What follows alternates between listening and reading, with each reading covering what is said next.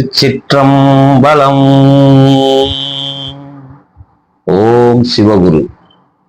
இப்ப நம்ம பார்க்கக்கூடிய தலைப்பு என்னன்னா ஞானம். உண்மையா ஞானம்னா என்ன அப்படின்னு கேட்பாங்க. உண்மையாவே ஞானம்னா என்ன அப்படின்னா, ஏன் மொட்டையா ஞானம்? ஒரு பொருளை பற்றிய முழுமையான சிறந்த அறிவு ஞானம் அப்படின்னு சொல்லுவோம். ஆனா இங்க மொட்டையா ஞானம் அப்படின்னு சொன்னா என்ன அர்த்தம் அப்படின்னா, எல்லாவற்றையும் பற்றிய அறிவு அப்படிதான் சொல்ல முடியும். அப்போ இந்த எல்லாவற்றையும் பற்றிய அறிவை நாம் எப்படி அறிவது அப்படிங்கிறதான் நம்ம திருமூலர் தெய்வம் இருக்காருல்ல, திருமூலர், அவர் அழகா சொல்லுவாரு, எல்லாம் அறியும் அறிவுதனை விட்டு விட்டு எல்லாம் அறிந்தும் லாபம் அங்கில்லை அப்படிம்பாரு. என்னடா எல்லாம் அறியும் அறிவுதனை விட்டு விட்டு எல்லாம் அறிந்தும் லாபம் அங்கில்லைன்னா, இந்த எல்லா அறிவையும் அறியக்கூடிய ஒரு பேரறிவு உண்டு.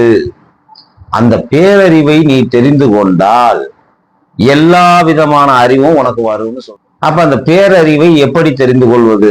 அதுக்கு பேர் தான் ஞானம். அப்ப அந்த ஞானம் என்ற ஒன்று இருந்தால் அனைத்தையும் தெரிந்து கொள்ளலாம். அப்ப அந்த ஞானம்னா என்னன்னு கேட்பாங்க நம்ம மக்கள்.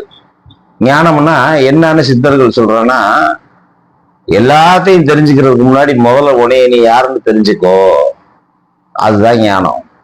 தன்னை அறிதலே சிறந்த ஞானம். தான் யார் என்றது தெரியாமையே நம்மளே சொல்லுவோம், என்னப்பா அவரை தெரியுமா? அவரை தெரியும். பிரதமரை தெரியுமா? தெரியும். அமெரிக்க அதிபர் யாருன்னு தெரியுமா? தெரியும். எல்லாரையும் தெரியும். ஏரோப்ளேன் செய்ய தெரியுமா? தெரியும். ஓட்ட தெரியுமா? தெரியும். நீ யாருன்னு தெரியுமான்னா தெரியாது அப்படின்வான். அப்போ நீ யாருன்னு தன்னை அறிந்து கொள்வதும் தன்னை உணர்ந்து கொள்வதற்கு பேர் தான் ஞானம். தன்னை அறிந்து உணர்ந்து கொள்வதற்கு பேர் ஞானம். அப்ப இந்த தன்னை அறிவதற்கு என்னென்ன செய்யணும் அப்படிங்கிறதெல்லாம் நம்ம ஞானிகள் சொல்லிட்டு இருக்காங்க, நிறைய சொல்லி வச்சிருக்காங்க.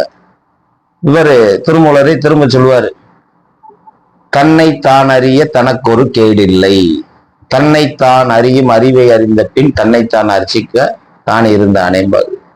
வள்ளல் பெருமான் சொல்லுவாரு, தன்னை அறிந்து இன்பமுற வெண்ணிலாவே ஒரு தந்திரம் நீ சொல்லிவிடு வெண்ணிலாவே அப்படின்பாரு.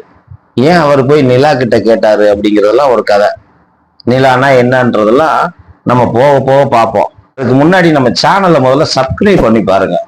இது போன்ற தகவல்கள், நிறைய ஆன்மீக விளக்கங்கள், உங்க கொஸ்டின் ஏதாவது இருந்துச்சுன்னா, கேள்வி இருந்துச்சுன்னா நீங்க கமெண்ட்ல சொல்லுங்க, இதுக்கெல்லாம் விளக்கம் அளிக்கப்படும். சரிங்களா? முதல்ல தன்னை அறிதல் தான் ஞானம். அதுதான் சிறந்த அறிவு. தான் யார் என்று தெரிந்து கொள்ளாமையே நம்ம எல்லாத்தையும் தெரியணும். குறிப்பா எல்லாம் தெரியாது, தெரியாட்டி கூட தெரியும் சொல்லுவோம். அப்போ நாம யாருன்னு தெரிந்து கொள்ளக்கூடியதுதான் பேரறிவு, பெருஞானம் அப்படின்னு சொல்லப்படுது. இப்ப இந்த ஞானத்தை பத்தி நம்ம தொடர்ச்சியா பார்ப்போம். நம்ம சேனல்ல சப்ஸ்கிரைப் பண்ணுங்க, ஷேர் பண்ணுங்க, நிறைய மக்களுக்கு அனுப்புங்க. தவம், தியானம், யோகம் செய்யக்கூடிய நண்பர்களுக்கெல்லாம் அனுப்புங்க.